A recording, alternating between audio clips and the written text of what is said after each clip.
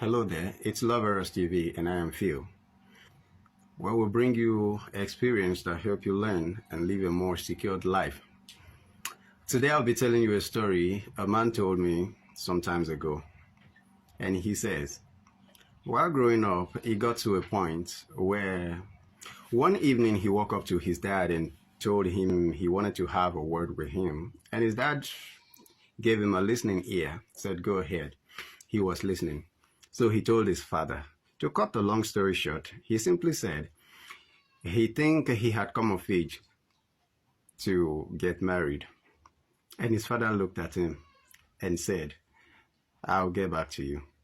The next day, the man came back with a puppy for him and said he had given him that, so he should take care of the puppy. He had no idea what was on his father's mind, but he took the puppy.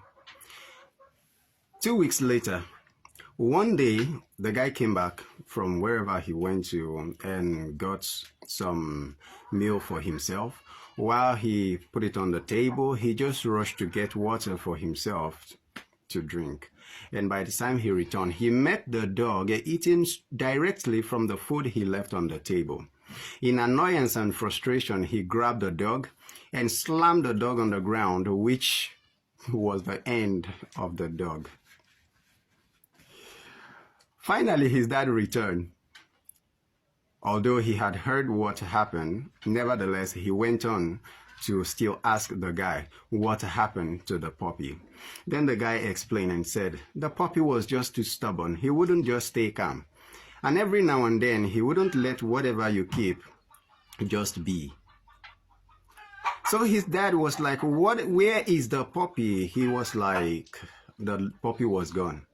And his dad looked at him with some degree of disdain and said to him, and you said you're matured enough to get married.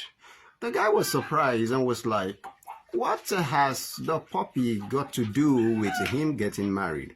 His dad was like, well, the fact that you do not understand what has the dog to do with you getting married is the more evidence to show that you're not matured enough to get married.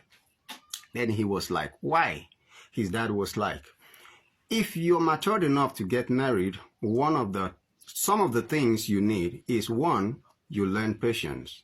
2, you learn understanding, and so on. If you cannot handle this, how are we sure that you're not going to do the same thing to someone's daughter when they bring them to you?